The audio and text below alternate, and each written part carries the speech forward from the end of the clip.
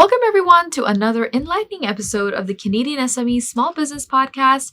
I'm your host, Maheen, and today we delve into the very exciting world of entrepreneurship and AI. Our guest, Yuki Sun, the Key Accountant and Partnership Manager at Shoplazza, will be shedding light on how AI is shaping the future of businesses and e-commerce. Yuki Sun brings a wealth of expertise in this field, and we can't wait to explore the upcoming features and vision in the industry, how AI is in reimagining e-commerce, and Shoplazza's remarkable initiatives in this regard. So sit back, relax, and get ready to be inspired by the insights she'll be sharing today. Hi, Yuki. On behalf of Canadian SME, I'd like to welcome you to our Small Business Podcast. How are you today? Good, thank you. How are you today? I'm very well. Very pleased to have you with us this afternoon. Well, thank you for inviting me. No worries. Now, Yuki, we'd love to get, to learn more about what Shoplazza is up to, some key trends and initiatives that Shoplazza has with regards to the e-commerce industry. Can you share with our listeners some insights into the upcoming features and vision in the e-commerce industry, particularly regarding the role of AI and how it's shaping the world of entrepreneurship? For sure. I can't say I'm 100% expert on AI, but I'm definitely expert on AI and our e-commerce platform and how we can benefit different entrepreneurs. So I think as a consumer, you may already seeing AI, the chat box, when you ask for customer support, that directs you to somewhere. So that's already a live example of AI implementation. So we have wanted to implement is automated user-generated content. So if I was as a business owner, especially I was a mom and pop, I'm limited to the staff or myself to give consumer, generated content related to my product and converting that to a purchase. What we're trying to do is to have text to image, text to video, so that way they can generate without having a photographer or videographer, a limited staff, and especially all that all comes down to business expense. Right. So we're really trying to reform and give entrepreneurs more opportunities and success. And I would say entrepreneurs today actually have more opportunities and more access than the previous generation just because they can utilize this tool for success. So we are investing in, text to image, text to video. We're also hoping to implement, our vision of implementing a live shopkeeper, so you can interact with the AI generated, looks like human, but they're not, but they can show you the product. So I think that's some initiative we're currently doing. But text generation and automation, those currently exist within our platform. We're really trying to encourage merchant or business owners on our platform to utilize those tools so they don't have to, write a blog post themselves or give some prompts to what kind of content they want to generate in order how to streamline the business process. Right. And that tells us that Shoplazza has been on the forefront of providing or leveraging AI for businesses. Yuki, could you provide examples of how AI is reimagining e-commerce and enabling personalized experiences for both consumers and entrepreneurs? Yeah, for sure. I think if you have purchased anything online before, chat box like I mentioned, it's important. And then realistically, if you're like a 3-people shop, you don't have someone to work with you 24/7 for customer experience. So that's something we have implemented for the live chat feature.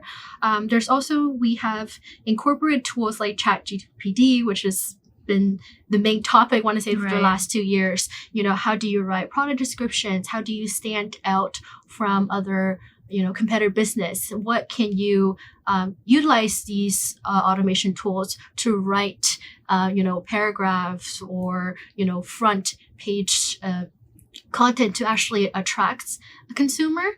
So I think from the consumer end, what we're offering is personalization.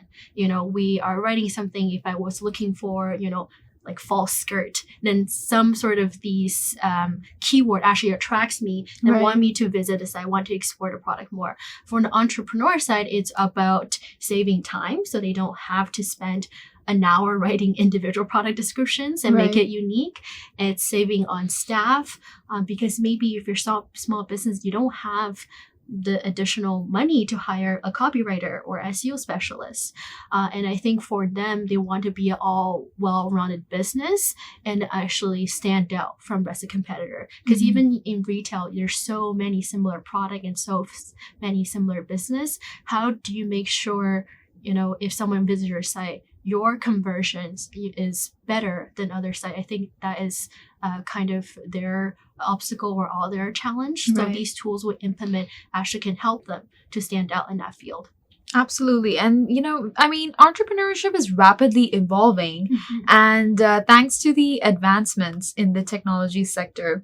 Now, Yuki, what initiatives has Shoplazza undertaken to harness the power of AI, and how has this impacted entrepreneurial ventures on your platform? Yeah, so I think what we invest is a lot of research and then trying to make the challenge and obstacle to minimize them as much as possible for small business owners. So, when we researched about tools like ChatGPT, before it became a viral conversation, we wanted to invest to see if that's something we can implement, which we did. We implement that to our product feature list, and we implement that to rewriting content piece for the entrepreneurs. What we also continuously taking initiative is the research aspect, because this is a tech industry. It is very cutting edge, and we want to make sure we give our competitive advantage to the entrepreneurs on our platform. Right. So like I said, we are invested in text to video, which is something we have been actively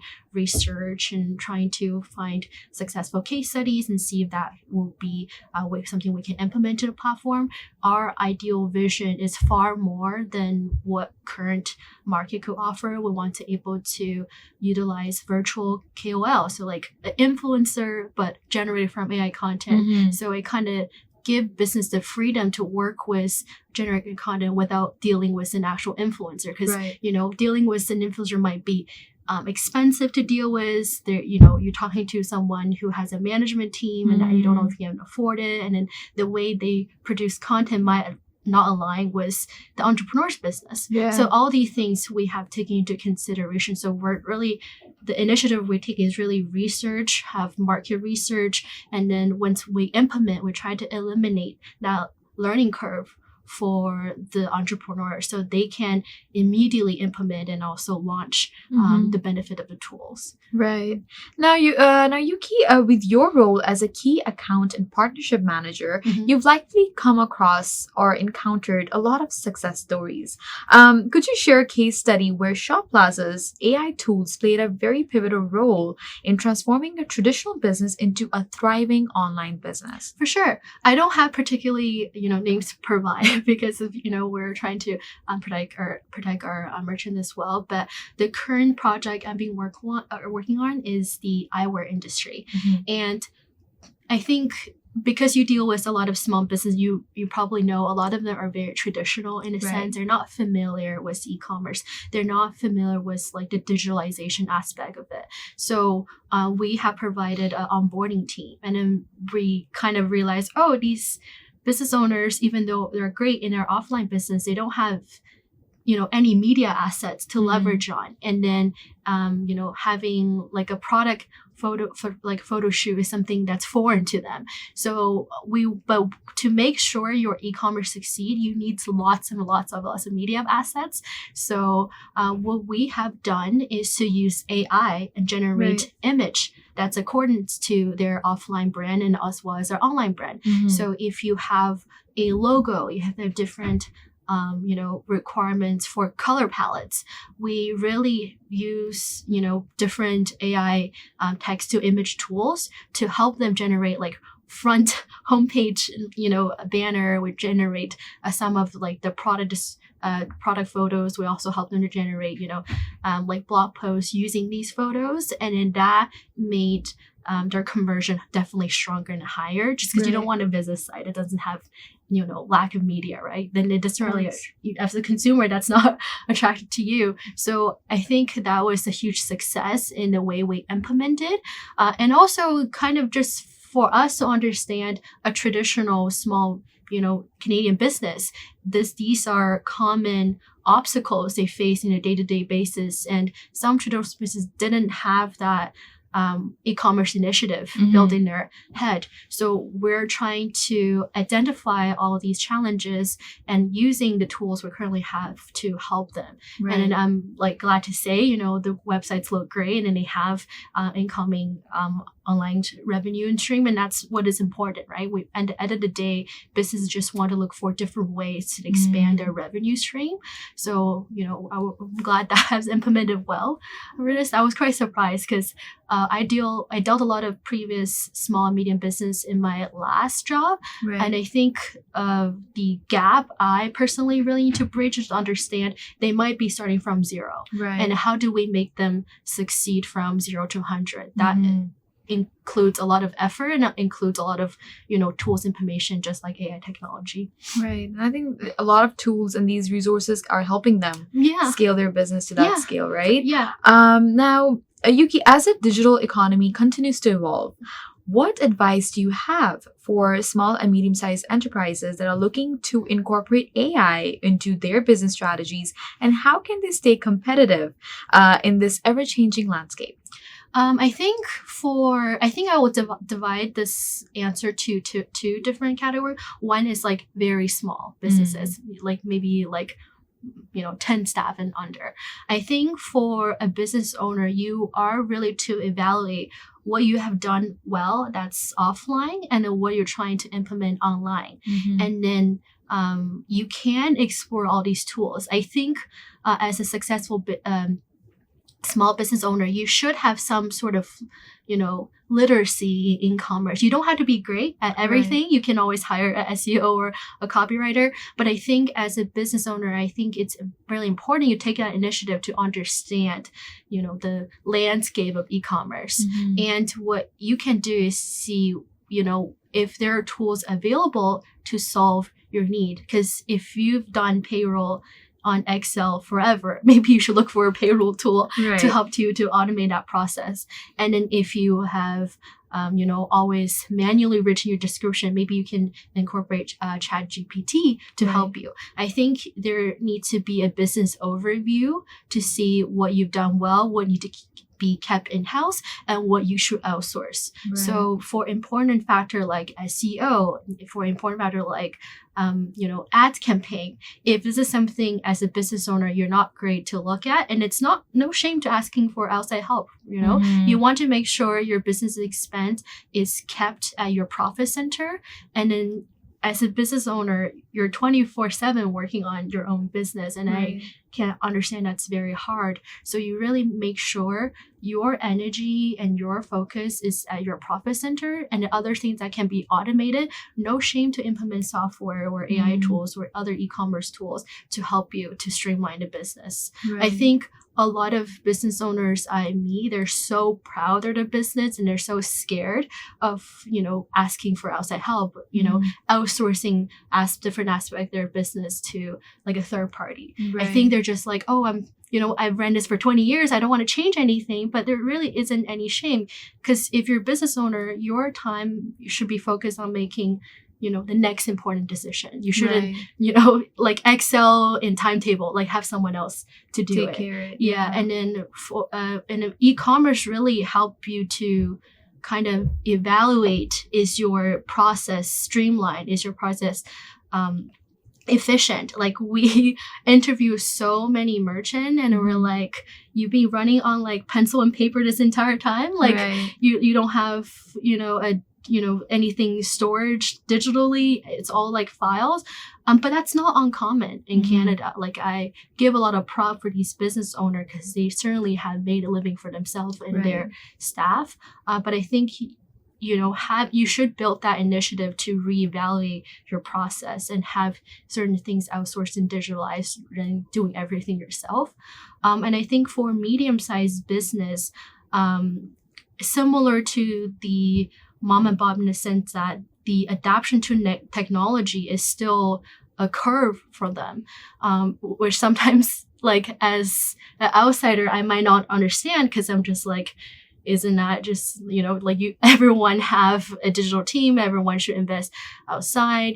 I think for the medium-sized business, what they should focus on again is the profit center. And then if some of your staff can adapt these tools, wouldn't that make everyone's life so much easier? Yeah. So I think everyone should review their business strategy and then I don't believe offline and online should be that much different, because the goal is to have a streamlined process on both ends. If your online is this way, if it has some success, I'm sure you can implement that into your offline or vice versa. So I think a lot of businesses are so used to having a status quo existing process. They don't have like in-depth review of all their day-to-day business operation, so they don't have that incentive to look at other tools that can help, whether it's time or resources. I think that's the most important thing for, small, medium-sized businesses, is to constantly review your process. And then if there's a tool that can help you, you don't have to do it yourself, and that's more efficient, you should implement it. It's really awareness that they need to have of their own. No, that's great. You've shared some great pieces of advices throughout this response, Yuki. Now, looking ahead, what do you foresee as the key trends and challenges in the intersection of AI and entrepreneurship in the next 5 to 10 years? And how can businesses prepare to embrace these changes effectively? I think the next 5 to 10 years, the online business is only going to be more competitive in that sort of sense. And because when everyone adapts AI, I think it's going to be even harder for business to stand out because everyone's using the same tools. So I think in the next 5 to 10 years, like everyone will have chatbots or chat GPT implemented in some way. And I think because we still see a portion of businesses don't have e-commerce, and I do think that's going to change in Canada, especially. I think once people understand there are businesses, offline businesses, who have successfully implemented online revenue stream, every single business is going to go to the online route, because even today I'm surprised to find quite a larger number of businesses who don't have an online presence, and that's not uncommon. But I do think in the 5 to 10 years, especially this new generation of entrepreneur coming, that's going to change. And I think the trend for AI generated content, whether that is in text or text to image, text to video, is going to be the next trend, because no one wants to pay, up towards of, thousands of dollars for to schedule a photographer to come in. And not to say that's still not important to create your own unique brand, but to starting off, you might not have that, resources to implement. So I think how do we generate content in a unique way that is different from everyone else who's using AI tools is going to be the next challenge. Yeah, because I'm sure if you see online, you can identify like image that's AI generated, right? That is not, yes. Yeah, you can tell you're like, this is not a real person, but looks good. It makes me potentially want to buy a product. But I think in the next 5 to 10 years, that's going to be more refined. And also, like I just read today, like Meta implemented their alternate. So celebrity have filmed for them, and now it's a AI live video formatted celebrity, but they're not real. They just I think I've seen the Kendall Jenner one, right? Kendall Jenner, Paris Hilton, and then who's that? American football players, and it's scary. It's scary. I've seen the comments and feedback on it. I was like, okay, is this real? And then they're being used as customer support, or using it as a chat tool. So I think it also depends how receptive we are as a society, because like you said, you think it's a little creepy, I think it's a little creepy, but certain people might like it. So how do we find a common ground of what we can do with AI technology? And at the core, you should still have a unique brand, a unique business to attract your audience or your market. So I think it's a very tricky balance between present your business authenticity, and then there's also things that you can generate to create content. And I think that's going to be challenge for the next 5 to 10 years, especially everyone's implementing Right. these tools. Because like you said, like if the not real Kendall Jenner sells you clothes, do you think you will buy Yeah, it? I would not buy it. I mean, it's the concept is so fairly new. I think Yeah. it will take a bit of a time for people to adjust and For accept. sure. But we're looking for that time to come back by Yeah, very soon. For yes. sure. But I also think, just because technology is out there doesn't mean like people will like certainly adapt to it. Because Right. Google Glass was a very forwarding technology, but people didn't adapt to it well. Right. So it really depends on how forward we are as a society. I think if you just if just AI generated content like sell me like clothing, I think I'm Mhm. like okay about it. But if it exists every aspect of online, Then like yes. this is just literally like the last decade sci-fi movie we're in, right? So I think that boundary Is important. is important, and I think I'm interested to see if there's going to be research and scientists, like Godfather of AI, like what their opinion on it to implement these tools to commercialize or retail use, Right. because that's going to be a huge topic. I think how do we are we going to be speed dial implementing these, or are we going to slowly test the water and see how people Are taking this in, taking yes. it in receptiveness. No, that's Yeah. amazing, Yuki. Thank you for sharing your invaluable insights Of on this course. important topic of, AI, the future of AI and entrepreneurship. I mean, it's been truly an enlightening conversation, Oh, thank and we you. really appreciate your expertise and your valuable perspectives on this. Thank you so much. Thank you for joining us on this thought-provoking journey through the future of AI and entrepreneurship with Yuki Sun. We hope you found today's discussion as inspiring as we did. And before we wrap up, a special thanks to our partners who make this podcast possible. We'd like to express our gratitude to our exclusive banking partner, RBC, for their continued support. We also extend our thanks to our exclusive shipping partner, UPS, for their dedication to helping businesses thrive. And last but certainly not least, we appreciate our exclusive accounting partner, Xero, for simplifying financial management for entrepreneurs everywhere. If you enjoyed today's episode, don't forget to subscribe, rate, and leave a review on your preferred podcast platform. Your feedback is invaluable to us as we continue to bring you insightful content.